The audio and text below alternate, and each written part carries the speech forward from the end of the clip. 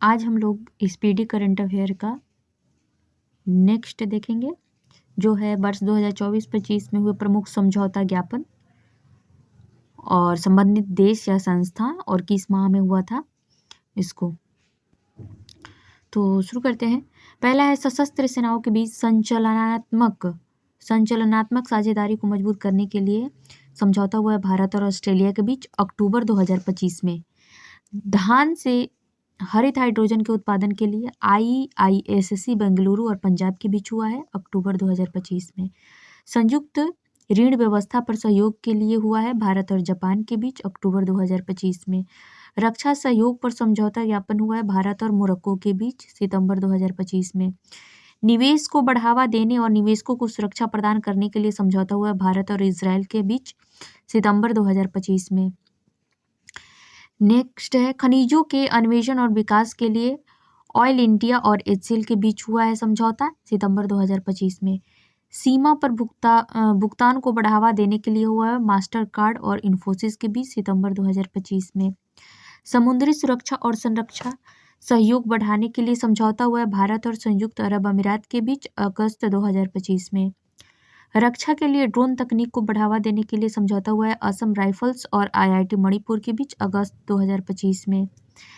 मत्स्य पालन और जलीय कृषि के क्षेत्र में सहयोग को सुदृढ़ करने हेतु समझौता हुआ है भारत और मालदीव के बीच जुलाई 2025 में। व्यापार, स्वास्थ्य और डिजिटल भुगतान क्षेत्रों में सहयोग बढ़ाने के लिए समझौता हुआ है भारत और नामीबिया के बीच जुलाई 2025 में। नेक्स्ट है व्यापार, स्वास्थ्य और डिजिटल भुगतान क्षेत्रों में सहयोग बढ़ाने के लिए भारत और नामीबिया के बीच जुलाई 2025 में। उसके बाद है पनडुब्बी सहयोग समझौते पर हस्ताक्षर हुआ है भारत और दक्षिण अफ्रीका के मध्य जून 2025 में। नेक्स्ट है भारत के पहले स्वदेश ध्रुवीय अनुसंधान पोत के निर्माण के लिए समझौता हुआ है भारत और नॉर्वे के बीच जून 2025 में। 2070 तक कार्बन उत्सर्जन समाप्त करने एवं ऊर्जा के में सहयोग के लिए हुआ है भारत और डेनमार्क के मध्य मई 2025 में। सीमा पार बिजली पारेषण अवसंरचना विकसित करने के लिए समझौता हुआ है भारत और नेपाल के मध्य मई 2025 में। वैज्ञानिक अनुसंधान के क्षेत्र में सहयोग के लिए हुआ भारत और इटली के बीच अप्रैल 2025 में। सुप्रीम कोर्ट के बीच न्यायिक सहयोग बढ़ाने के लिए समझौता हुआ है भारत और नेपाल के बीच अप्रैल 2025 में। आपदा प्रबंधन और सांस्कृतिक आदान प्रदान के लिए समझौता हुआ है भारत और चिली के मध्य अप्रैल 2025 में। जल स्वच्छता और स्वास्थ्य क्षेत्र में सहयोग को बढ़ावा देने के लिए समझौता हुआ है भारत और नेपाल के मध्य मार्च 2025 में। रक्षा और व्यापार संबंधों को बढ़ावा देने के लिए समझौता हुआ है भारत और न्यूजीलैंड के मध्य मार्च 2025 में। लिथियम अन्वेषण और खनिज में सहयोग को मजबूत करने के लिए समझौता हुआ है भारत और अर्जेंटीना के बीच फरवरी 2025 में। गैर बासमती सफ़ेद चावल व्यापार पर समझौता हुआ है भारत और इंडोनेशिया के बीच जनवरी 2025 में। डीप टेक नवाचार, डिजिटल कौशल विकास और उन्नत अनुसंधान हेतु समझौता हुआ है आंध्र प्रदेश सरकार और IIT मद्रास के बीच जनवरी 2025 में। महाराष्ट्र के तटों पर नदी के किनारे संरक्षण प्रदान करने के लिए भारत सरकार और एशियाई बैंक के बीच समझौता जनवरी 2025 में हुआ है। सहयोग के लिए संयुक्त आयोग की स्थापना के लिए समझौता हुआ है भारत और कुवैत के बीच दिसंबर 2024 में। भारतीय नौसेना के लिए विद्युत परिनोदन प्रणाली के लिए समझौता हुआ है भारत और UK के बीच दिसंबर 2024 में। नेक्स्ट है रक्षा सहयोग और सैन्य संबंधों पर समझौता हुआ है भारत और अल्जीरिया के बीच नवंबर 2025 में। लेखा परीक्षा में सहयोग बढ़ाने के लिए समझौता हुआ है भारत और सेशल्स के बीच नवंबर 2024 में। रेल परिवहन, सीमा शुल्क और निवेश के लिए समझौता हुआ है भारत और स्पेन के बीच अक्टूबर 2024 में। अंतरिक्ष स्टेशन में जैव प्रौद्योगिकी प्रयोग करने के लिए समझौता हुआ है इसरो और DBT के मध्य अक्टूबर 2024 में। श्रम गतिशीलता और कौशल मान्यता के लिए समझौता हुआ है भारत और जर्मनी के मध्य अक्टूबर 2024 में। सेमीकंडक्टर, डिजिटल तकनीक और कौशल विकास और स्वास्थ्य के लिए समझौता हुआ है भारत और सिंगापुर के बीच सितंबर 2024 में। MSME सहयोग को बढ़ाने के लिए समझौता हुआ है भारत और अमेरिका के बीच अगस्त 2024 में। एलएनजी और संरचना और विद्युत विकास के लिए समझौता हुआ भारत और श्रीलंका के बीच अगस्त 2024 में। अब इससे आगे देखते हैं। इसमें है प्रमुख मोबाइल ऐप एवं पोर्टल 2024-25 का। पोर्टल या ऐप का नाम है, जारीकर्ता कौन है, उद्देश्य या संबंधित तथ्य उससे हैं। तो कायका सेतु पोर्टल कर्नाटक का है, ये मतलब कर्नाटक ने जारी किया है।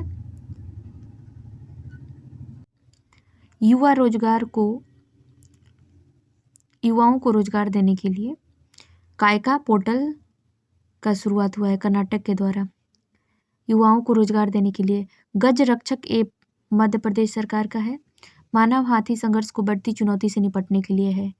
ज्ञान भारतम पोर्टल भारत सरकार का है, प्राचीन पांडुलिपियों के डिजिटलीकरण और संरक्षण के लिए। ईसी नेट ऐप मतलब ECI और NET ऐप है, ये भारतीय चुनाव आयोग का है। मतदान के आंकड़े तेजी से और पारदर्शी तरीके से सार्वजनिक करने के लिए है ईसी नेट ऐप।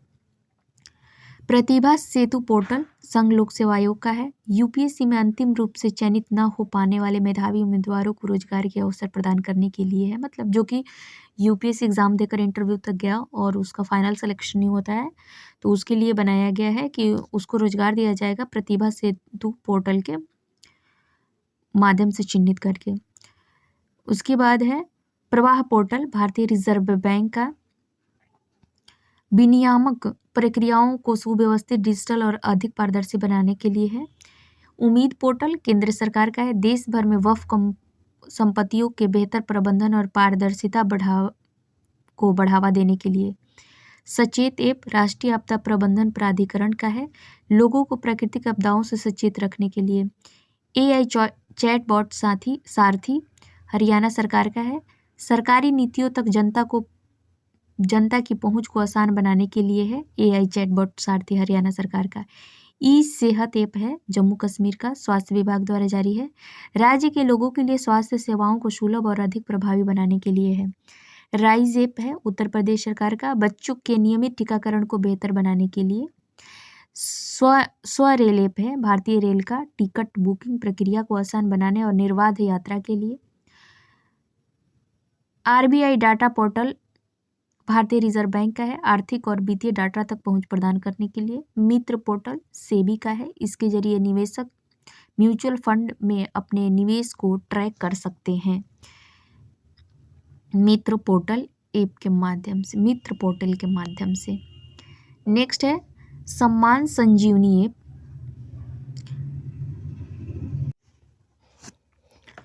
सम्मान संजीवनी ऐप हरियाणा सरकार का है, महिला एवं किशोरी सम्मान योजना से मिलने वाली सुविधाओं को ट्रैक करने के लिए। भारत पोल पोर्टल ऐप गृह मंत्री अमित शाह का है, भगोड़ों को पकड़ने के लिए CBI का एक पोर्टल है। स्कैन पोर्टल उपभोक्ता मामले एवं खाद्य मंत्रालय का है, देश में सार्वजनिक वितरण प्रणाली को आधुनिक बनाने के लिए। एकलव्य पोर्टल भारतीय सेना का है, अपने अधिकारियों को आधुनिक बनाने और युद्ध के लिए तैयार करने के लिए। अन्न दर्पण पोर्टल भारतीय खाद्य निगम का है, अपने आपूर्ति श्रृंखला प्रबंधन प्रणाली को आधुनिक बनाने के लिए। सक्षम ऐप भारतीय निर्वाचन आयोग का है, 85 वर्ष से अधिक उम्र के व्यक्तियों के लिए घर से मतदान की सुविधा देने के लिए। विजन पोर्टल केंद्रीय मंत्री डॉक्टर जितेंद्र सिंह द्वारा जारी है, वंचित बच्चों में कौशल विकास को बढ़ावा देने के लिए। सुगम ऐप छत्तीसगढ़ सरकार संपत्ति पंजीकरण की प्रक्रिया को अधिक पारदर्शी बनाने के लिए है। संकलन ऐप राष्ट्रीय जांच एजेंसी NIA का है, यह राष्ट्रीय अपराध ब्यूरो NCRB द्वारा नए आपराधिक कानूनों का एक संग्रह है। OTT प्लेटफॉर्म सी स्पेस केरल सरकार का है, सी स्पेस भारत का पहला सरकारी स्वामित्व वाला OTT प्लेटफॉर्म है।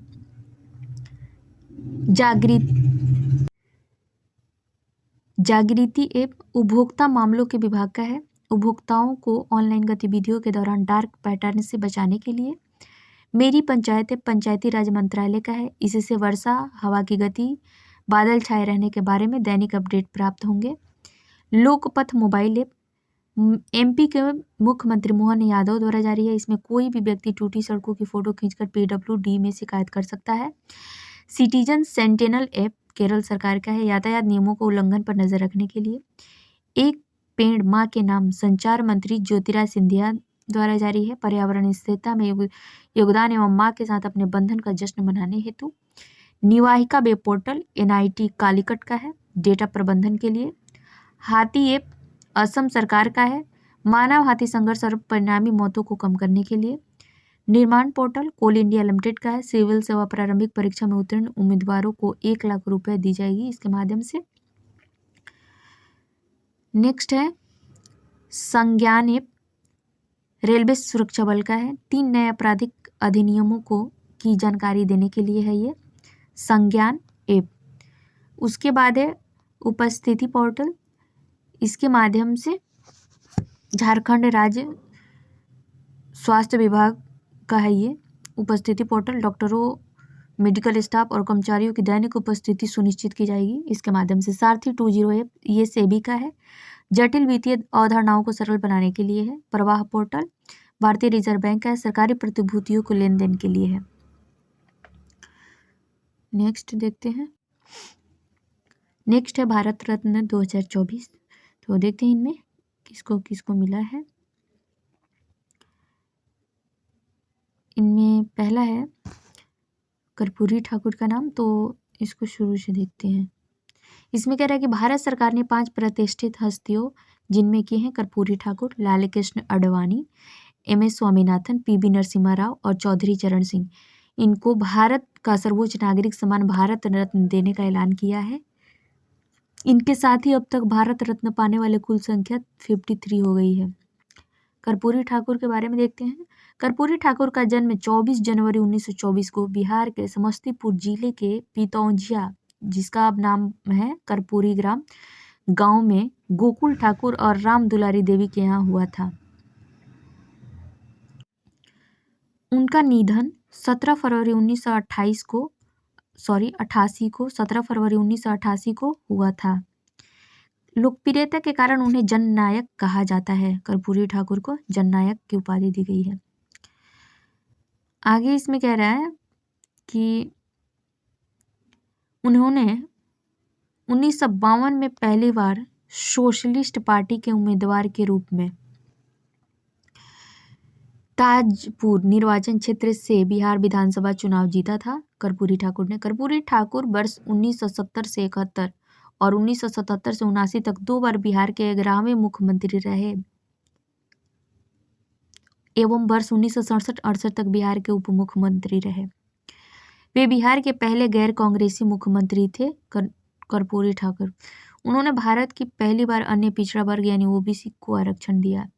उन्होंने 1977 में मुख्यमंत्री बनने के बाद मुंगेरी लाल आयोग की सिफारिशों को लागू किया था, जिस कारण पिछड़ों को नौकरियों में आरक्षण मिला। वर्ष 1978 में उन्होंने एक अभूतपूर्व आरक्षण मॉडल प्रस्तुत किया, जिसमें OBC आर्थिक रूप से पिछड़े वर्गों EBC और महिलाओं और उच्च जातियों के बीच आर्थिक रूप से पिछड़े वर्गों के लिए विशिष्ट कोटे के साथ 26% आरक्षण आवंटित किया गया था। कर्पूरी ठाकुर बोले उन्होंने बिहार में उर्दू को दूसरी राजकीय भाषा का दर्जा दिया। ये भारत रत्न पाने वाले 49वें, मरणोपरांत भारत रत्न पाने वाले 17वें एवं बिहार से भारत रत्न पाने वाले 5वें व्यक्ति हैं। भारत रत्न पाने वाले 49वें व्यक्ति हैं और मरणोपरांत भारत रत्न पाने वाले 17वें हैं, जबकि बिहार से वे 5वें व्यक्ति हैं। नेक्स्ट है लाल कृष्ण आडवाणी। तो इसमें देखते हैं, कह रहे कि भारत रत्न प्राप्त करने वाले 50वें व्यक्ति लाल कृष्ण आडवाणी का जन्म 8 नवंबर 1927 को कराची, जो कि अब पाकिस्तान में है, हुआ था। वर्ष 1942 में वे RSS से जुड़े और 1980 में स्थापित भाजपा के संस्थापक सदस्यों में से एक थे। इनकी आत्मकथा किताब का नाम माई कंट्री माई लाइफ है। उन्होंने राम मंदिर के समर्थन के लिए 25 सितंबर 1990 को सोमनाथ से अयोध्या तक रथ यात्रा शुरू की। इसी यात्रा के दौरान 22 अक्टूबर 1990 को समस्तीपुर में गिरफ्तार किए गए। अप्रैल 1970 में जनसंघ सीट से राज्यसभा के लिए चुने गए। 2002 से 2004 तक भारत के 7वें उप प्रधानमंत्री के रूप में कार्य किया। वे 1998 से 2004 तक भारत के गृह मंत्री रहे। वे 2009 में भाजपा के प्रधानमंत्री पद के उम्मीदवार रहे।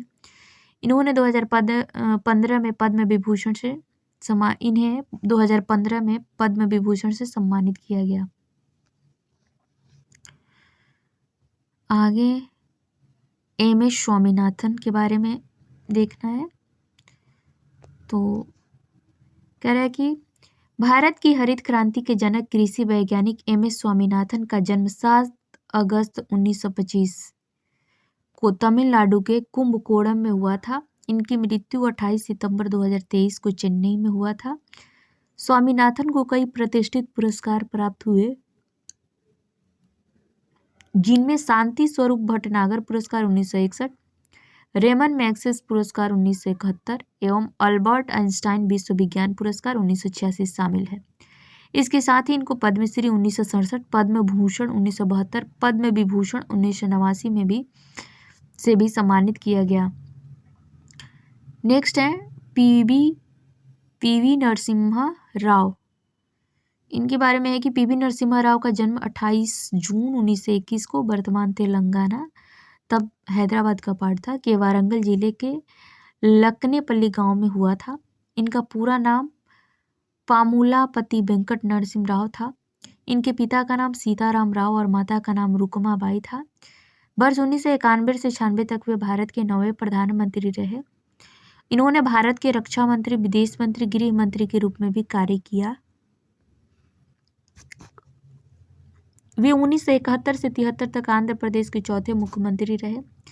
73वें और 74वें संवैधानिक संशोधन अधिनियम का कार्यान्वयन पीवी नरसिम्हा राव के कार्यकाल के दौरान हुआ। आगे है चौधरी चरण सिंह जी के बारे में, तो देखते हैं।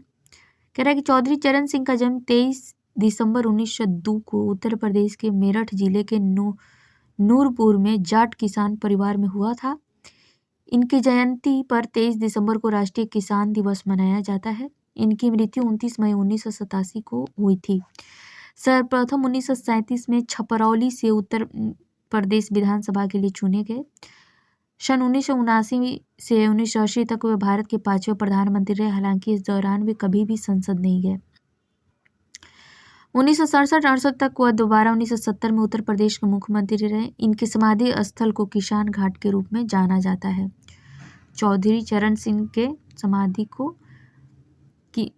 स्थल को किसान घाट के रूप में जाना जाता है। आगे इसमें नोट में दिया है कि भारत रत्न पुरस्कार देने की शुरुआत 1954 में हुई थी। 1955 में यह पुरस्कार मरणोपरांत भी दिया जाता है। भारत रत्न पुरस्कार का आकार पीपल के पत्ते की तरह होता है। खेल जगत में भारत रत्न पाने वाले पहले व्यक्ति सचिन तेंदुलकर हैं। भारत रत्न पाने वाले पहले वैज्ञानिक सीवी रमन थे। भारत रत्न देने की सिफारिश प्रधानमंत्री द्वारा की जाती है। मरणोपरांत पहला भारत रत्न लाल बहादुर शास्त्री को दिया गया था। भारत रत्न पुरस्कार सफेद रंग के फीते में पहनाया जाता है। नेक्स्ट देखना है संयुक्त सैन्य अभ्यास 2024-25 का। इसमें देखेंगे संयुक्त सैन्य अभ्यास और साथ ही किन किन देशों के बीच हुआ, स्थान जहां आयोजित किए गए, किन सेनाओं के बीच हुआ। ऑपरेशन त्रिशूल भारतीय सशस्त्र बलों द्वारा थार रेगिस्तान राजस्थान में त्रिसेना अभ्यास था। मालाबार 2025 क्वाड देशों के बीच हुआ, गुआम अमेरिका में हुआ, नौसेना के बीच था ये। मित्र शक्ति 2025 भारत और श्रीलंका के मध्य, बेलगामी कर्नाटक में, थल सेना के बीच था। गरुड़ 2025 भारत और फ्रांस के मध्य, फ्रांस में हुआ, थल सेना के मध्य। विनवैक्स भारत और वियतनाम के बीच, हनोई में हुआ, थल सेना के मध्य। जेमेक्स एक्स 2025 भारत और जापान के हुआ बीच और जापान के पश्चिम में, नौसेना के बीच हुआ। पांचवा समुद्र शक्ति एक्सरसाइज 2025 भारत और इंडोनेशिया के बीच हुआ, विशाखापट्टनम आंध्र प्रदेश में, नौसेना के मध्य हुआ। पहला IN ROKN exercise 2025 ROKN exercise 2025 Bharat दक्षिण कोरिया के मध्य हुआ, बुसान नौसैनिक अड्डा दक्षिण कोरिया नौसेना के बीच हुआ। चौथा अस्ट्रा हिंद एक्सरसाइज 2025 भारत और ऑस्ट्रेलिया के मध्य, पर्थ ऑस्ट्रेलिया में, थल सेना के मध्य हुआ। इंदिरा 2025 अभ्यास भारत और रूस के बीच, Mahajan field firing range Bikaner Rajasthan में, थल सेना के मध्य हुआ। कोंकण 2025 एक्सरसाइज 2025 भारत और ब्रिटेन यूनाइटेड किंगडम के मध्य, भारत के पश्चिमी तट पर नौसेना के मध्य हुआ। पैसिफिक रिच, इसको शॉर्ट में बोलते हैं XPR 2025 बहुराष्ट्रीय था ये। सिंगापुर भारत का INS निस्तार शामिल हुआ था इसमें, नौसेना का मध्य हुआ। फ्रीडम एज एक्सरसाइज 2025 दक्षिण कोरिया और अमेरिका जापान के मध्य हुआ था, दक्षिण कोरिया में हुआ, थल सेना के मध्य हुआ था। नेक्स्ट है सियाम भारत एक्सरसाइज 2025 भारत और थाईलैंड के मध्य हुआ था, पटाया थाईलैंड में, वायुसेना के बीच हुआ था। जप्पाड एक्सरसाइज 2025 बहुराष्ट्रीय था, रूस और बेलारूस में हुआ था, थल सेना के मध्य हुआ था, थल सेना के बीच हुआ था। आगे देखते हैं जपाड के, तो है 21वां युद्ध अभ्यास 2025। 21वां युद्ध अभ्यास 2025 भारत और अमेरिका के बीच हुआ था, अलास्का संयुक्त राज्य अमेरिका में हुआ था, थल सेना के मध्य हुआ था। ब्राइट स्टार एक्सरसाइज 2025 बहुराष्ट्रीय था, मिस्र में हुआ, थल सेना के मध्य हुआ था। 14वां मैत्री अभ्यास 2025 भारत और थाईलैंड के बीच, उमरोई मेघालय में, थल सेना के मध्य हुआ था। 12वां स्लीनेक्स एक्सरसाइज 2025 भारत और श्रीलंका के बीच, कोलंबो श्रीलंका में हुआ था, नौसेना के बीच हुआ था। नेक्स्ट है जा माता अभ्यास 2025 भारत और जापान के बीच हुआ था, चेन्नई तट पर हुआ, नौसेना के मध्य हुआ था। समन्वय शक्ति अभ्यास 2025 भारतीय सेना के द्वारा किया गया, असम और मणिपुर में, थल सेना का ये था युद्ध अभ्यास। सस्टेनेबल पावर 1404 एक्सरसाइज 2025 ईरान द्वारा किया गया, अमेरिका ओमान की खाड़ी और उत्तरी हिंद महासागर में, थल सेना के बीच था। 14वां बोल्टू कुरुक्षेत्र 2025 भारत और सिंगापुर के मध्य, जोधपुर में हुआ, थल सेना के मध्य हुआ था। प्रचंड शक्ति अभ्यास 2025 भारतीय सेना का तकनीकी प्रदर्शन था ये, मेरठ और खड़ग फील्ड ट्रेनिंग एरिया में राम डिवीजन द्वारा, थल सेना में हुआ था। 32वां शिम्बेक्स एक्सरसाइज 2025 भारत और सिंगापुर के मध्य, सिंगापुर में हुआ, नौसेना के बीच हुआ था। पासेक्स एक्सरसाइज 2025 भारत और ग्रीस के बीच, अरब सागर में मुंबई के पास, नौसेना के बीच हुआ था। 17वां नोमैडिक एलिफेंट 2025 भारत और मंगोलिया के बीच, उलान बटोर मंगोलिया में हुआ था, थल सेना के बीच हुआ था। 8वां शक्ति अभ्यास 2025 भारत और फ्रांस के बीच, ला कैलवरी फ्रांस में हुआ था, थल सेना के बीच हुआ था। पहला टाइगर क्लास 2025 भारत और अमेरिका के बीच, गरुड़ रेजिमेंटल प्रशिक्षण केंद्र में, थल सेना के बीच हुआ था। 22वां खान क्वेस्ट 2025 भारत सहित बहुराष्ट्रीय था ये, मंगोलिया में हुआ, थल सेना के बीच हुआ था। तीस्ता प्रहार अभ्यास 2025 भारतीय सेना के बीच, पश्चिम बंगाल में तीस्ता फील्ड फायरिंग रेंज में हुआ था, थल सेना के बीच हुआ था। डेजर्ट फ्लैग 10 2025 बहुराष्ट्रीय था ये, संयुक्त अरब अमीरात में हुआ, वायुसेना के बीच हुआ था। छठा डस्ट्रिक अभ्यास 2025 भारत और उज्बेकिस्तान के बीच, पुणे में हुआ था, थल सेना के बीच हुआ था। नेक्स्ट है चौथा टाइगर ट्रैम्प 2025 अभ्यास भारत और रूस के बीच हुआ था, चेन्नई में हुआ था, नौसेना के बीच हुआ था। नेक्स्ट है प्रचंड प्रहार अभ्यास 2025 भारतीय सेनाओं के बीच हुआ था, अरुणाचल प्रदेश में, थल सेना के बीच। एकेमी अभ्यास 2025 भारत और तंजानिया के बीच हुआ था, हिंद महासागर में, नौसेना के बीच हुआ था। 12वां खंजर अभ्यास 2025 भारत और किर्गिस्तान के बीच, बिश्केक किर्गिस्तान में हुआ, थल सेना के बीच हुआ। ट्रॉपिक्स अभ्यास 2025 भारत नौसेना के बीच, भारतीय नौसेना के बीच हुआ, हिंद महासागर में, नौसेना का ये युद्ध अभ्यास था। क्वाड देशों में कौन कौन से देश शामिल हैं, तो अमेरिका है, ऑस्ट्रेलिया है, भारत और जापान है।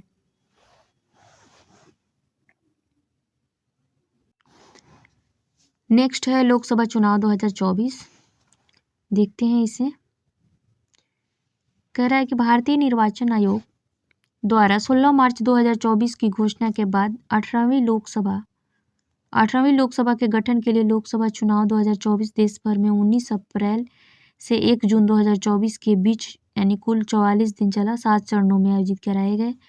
चुनाव के परिणाम 4 जून 2024 को घोषित किए गए, जिसमें भारतीय जनता पार्टी ने 240 सीटों पर जीत हासिल की और भाजपा के नेतृत्व वाले गठबंधन NDA यानी नेशनल डेमोक्रेटिक अलायंस ने कुल 293 सीटें जीती। कांग्रेस पार्टी ने 99 सीटें और कांग्रेस के नेतृत्व वाले इंडिया गठबंधन यानी कि इंडिया बोले तो Indian national development inclusive alliance ने 234 सीटें जीती। अन्य दलों ने 10 और निर्दलीय ने 7 सीटें जीती। लोकसभा चुनाव 2024 के साथ 4 राज्यों जिनमें कि उड़ीसा था, आंध्र प्रदेश, सिक्किम और अरुणाचल प्रदेश में विधानसभा चुनाव भी हुए।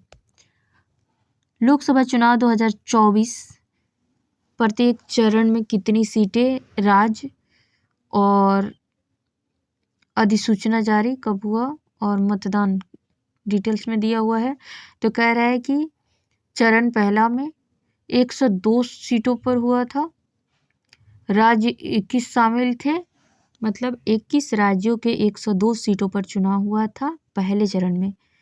और अधिसूचना इसके लिए जारी हुआ था इन 102 सीटों के लिए 20 मार्च 2024 को।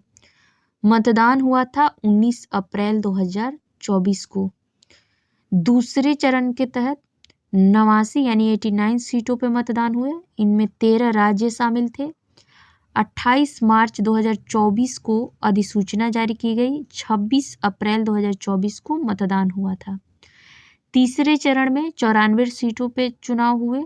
12 राज्यों के 94 सीट शामिल थे। 12 अप्रैल 2024 को अधिसूचना जारी हुई और 7 मई को चुनाव हुआ था। चौथे चरण के तहत 96 जिलों में 96 सीटों पर चुनाव हुआ था। 10 राज्य शामिल थे। 18 अप्रैल को अधिसूचना जारी की गई। 13 मई को चुनाव हुए। पांचवें चरण के तहत 49 सीटों पर मतदान हुए। 8 राज्य शामिल थे इनमें। 26 अप्रैल को अधिसूचना जारी की गई। 20 मई को मतदान हुए। छठे चरण के तहत 57 सीटें चुनाव मतलब में ये दांव पे थी, मतलब 57 सीटों पे चुनाव लड़े गए, जिनमें कि 7 राज्य शामिल थे। 7 राज्यों के 57 सीट थी और इसके लिए 29 अप्रैल को अधिसूचना जारी हुई थी। 25 मई को इसके लिए मतदान हुआ। 7वां और अंतिम चरण में 57 सीट ही थे और इसके लिए 8 राज्य थे। 4 मई को अधिसूचना जारी की गई और 1 जून को मतदान हुआ था। आगे कह रहा है लोकसभा चुनाव 2024 में जो भी परीक्षा उपयोगी तथ्य हैं उनको देखेंगे। यहाँ पे लोकसभा चुनाव 2024 का क्रम था ये 18वां। चुनाव आयोजित कराए गए 7 चरणों में। चुनाव आयोग का टैगलाइन था चुनाव का पर्व देश का गर्व। ये इंपॉर्टेंट है। चुनाव आयोग का टैगलाइन चुनाव का पर्व देश का गर्व। चुनाव आयोग का राष्ट्रीय आइकन थे सचिन तेंदुलकर। चुनाव आयोग का युवा आइकन थे आयुष्मान खुराना। चुनाव आयोग का दिव्यांग आइकन शीतल देवी। वर्तमान में लोकसभा में सीटों की संख्या 545 है। चुनाव कितने सीटों के लिए हुए तो 543, जिनमें राज्यों के 524 सीट और यूटी यानी यूनियन टेरिटरी के 19 सीट शामिल थे। पूर्ण बहुमत के लिए सीटों की संख्या की जरूरत होती है 272।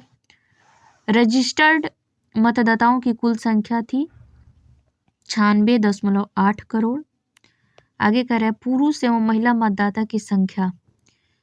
तो इसमें है पुरुष मतदाता की संख्या 49.7 करोड़ एवं महिला मतदाता की संख्या 47.1 करोड़ थी। चुनाव में भाग लेने वाले मतदाताओं की संख्या 64.2 करोड़ थी। चुनाव में भाग लेने वाली महिला मतदाताओं की संख्या 31.2 करोड़ थी। वर्तमान में भारत का मतदाता लिंगानुपात 948 था और कुल कितना प्रतिशत मतदान हुआ तो 65.79%। चुनाव आयोग द्वारा जारी ऐप था VHA सिविजिल KYC। चुनाव आयोग द्वारा जारी पोर्टल था सुविधा। 18वीं लोकसभा में चुनी गई महिला सांसदों की संख्या है 74। आगे इसमें देखते हैं। कह रहा है कि पहली बार चुनाव जीतकर आए सांसदों की संख्या कितनी है तो ये है 280, जो कि पहली बार ये संसद में पहुंचे। चुनाव लड़ने वाले 53 मंत्रियों में से विजयी हुए, मतलब जो पिछले कार्यकाल में मंत्री थे उनमें से 53 मंत्री विजयी मतलब जीते लोकसभा चुनाव। 35 चुनाव लड़ने वाले मंत्रियों की संख्या 53 थी, जिनमें जीते मात्र 35। 53 जो मंत्री थे वो चुनाव लड़े थे लोकसभा के और उनमें 35 की विजय हुई। मतदान का सर्वाधिक प्रतिशत कहाँ का था? तो लक्षद्वीप का 84%। मतदान का न्यूनतम प्रतिशत बिहार का था 56%। नोटा को सर्वाधिक वोट मिला था इंदौर में 2.18 लाख। नरेंद्र मोदी का प्रधानमंत्री के रूप में शपथ ग्रहण हुआ था 9 जून 2024 को। शपथ ग्रहण समारोह में कितने देशों के राष्ट्रीय अध्यक्ष शामिल हुए? तो 7 देश के।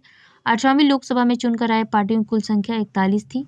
निर्विरोध निर्वाचित सांसद मुकेश दलाल जो कि बीजेपी सूरत सीट से थे। कम उम्र में सांसद बनने वाली आदिवासी महिला प्रियंका जारकीहोली थी। सबसे ज्यादा वोटों के अंतर से जीते थे शंकर लालवानी 11.72 लाख वोटों से, 11.72 लाख वोटों से। सबसे कम वोटों के अंतर से जीते रविंद्र दाताराम वायकर 48 वोट। सबसे युवा सांसद पुष्पेंद्र सरोज कौशाम्बी सीट से 25 वर्ष उम्र है इनका। सबसे बुजुर्ग सांसद थाली कोट्टई राजू थेवर बालू डीएमके के थे 82 वर्ष के। लद्दाख की एकमात्र सीट पर जीत हाजी हनीफा जो कि निर्दलीय थी।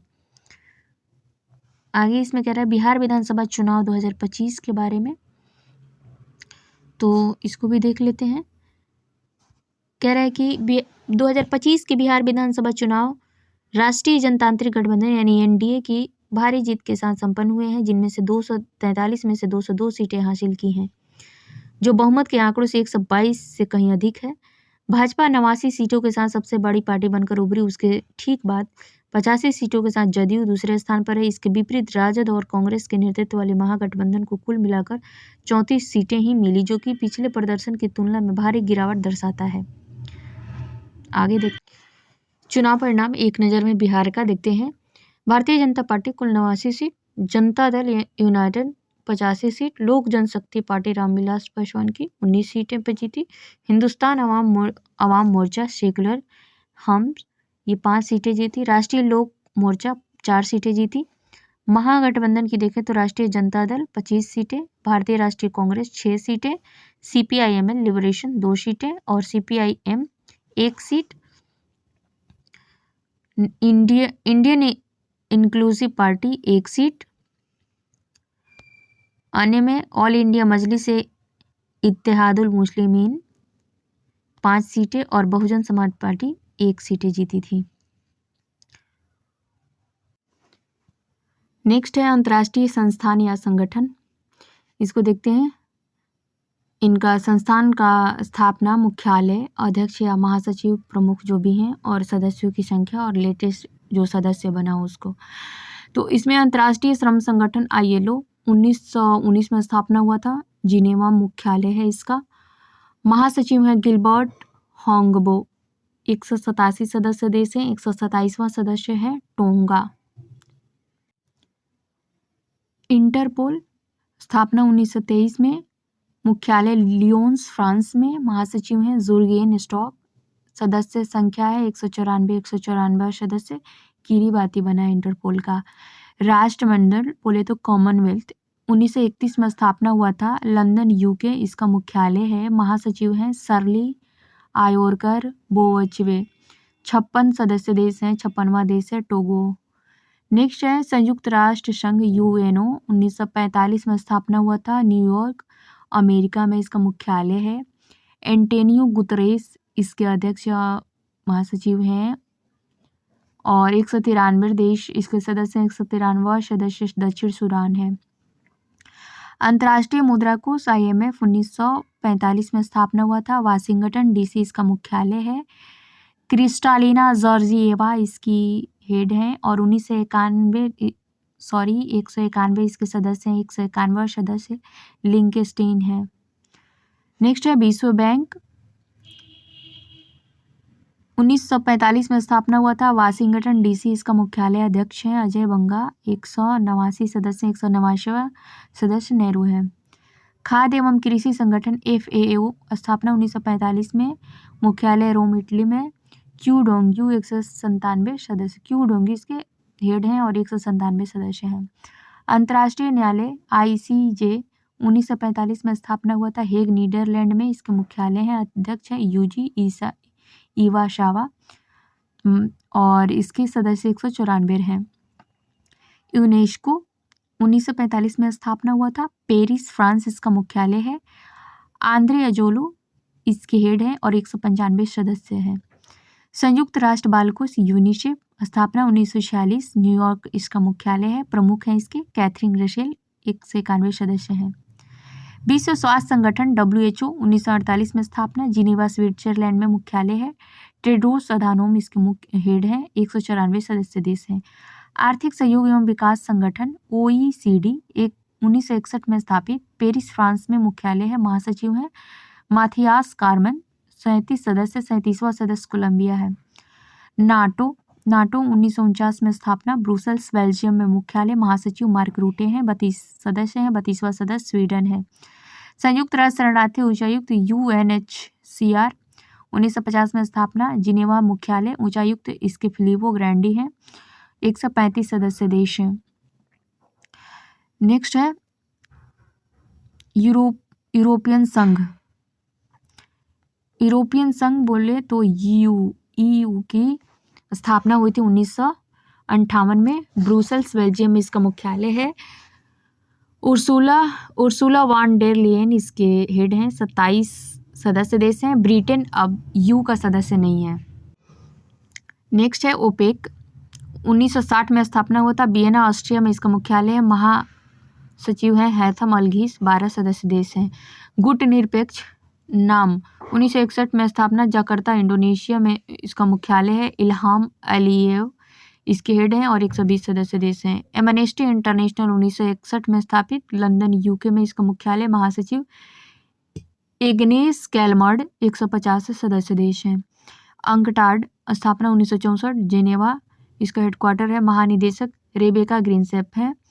संयुक्त राष्ट्र विकास कार्यक्रम UNDP 1965 में स्थापित, न्यूयॉर्क में इसका मुख्यालय है। अचीम स्टेनर इसके हेड हैं। एशियाई विकास बैंक ADB 1966 में स्थापना, मनीला फिलीपींस इसका मुख्यालय है। अध्यक्ष हैं मसातो कांडा, 69 सदस्य देश हैं, जिनमें 69वां है Israel. New development bank NDB स्थापना 1914, संघाई चीन में इसका मुख्यालय है। अध्यक्ष हैं डिल्मा रूसेफ, 11 सदस्य देश हैं। 10वां कोलंबिया और 11वां उज्बेकिस्तान है। दक्षिण पूर्वी एशियाई देशों का संघ आसियान 1967 में स्थापना, जकार्ता इंडोनेशिया में इसका मुख्यालय है। महासचिव काओ किम हार्न है, 11 सदस्य देश, 11वां सदस्य पूर्वी तिमोर है।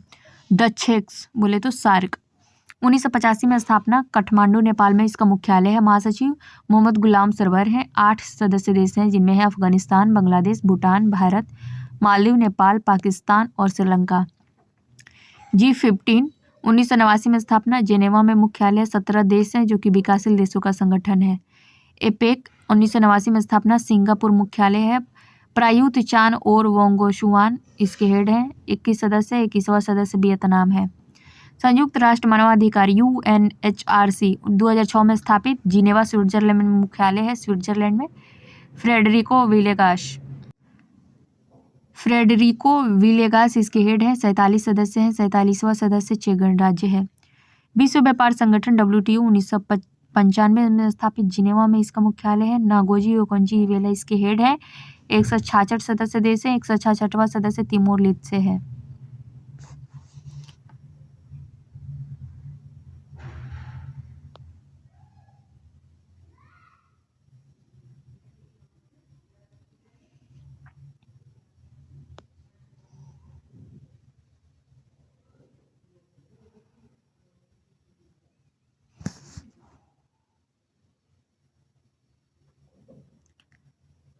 नेक्स्ट है एसेम इसका स्थापना हुआ था 1996 में और ब्रुसेल्स बेल्जियम में मुख्यालय है। 51 राष्ट्र प्लस 2 अंतर्राष्ट्रीय संगठन इसके सदस्य हैं, जो कि कुल है 53। बिमस्टेक स्थापना 1997, ढाका मुख्यालय। महासचिव इंद्रमणि पांडे हैं, 7 सदस्य देश है। संघाई सहयोग संगठन ASEAN 2001 में स्थापित, बीजिंग में इसका मुख्यालय है। महासचिव झांग मिंगचिन के हैं और 10 सदस्य हैं। 10वां सदस्य बेलारूस है। अंतर्राष्ट्रीय आपराधिक न्यायालय ICC 2002 में स्थापित, हेग नीदरलैंड में मुख्यालय है।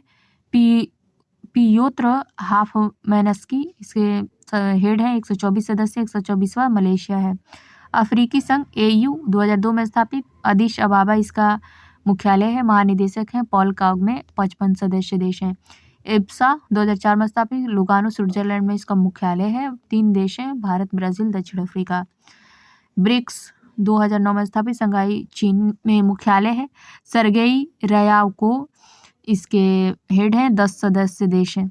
अंतर्राष्ट्रीय सौर गठबंधन ISA 2015 में स्थापित, गुरुग्राम हरियाणा में इसका मुख्यालय है, महानिदेशक अजय माथुर है, 107 सदस्य देश, 107वां है मोल्डोवा।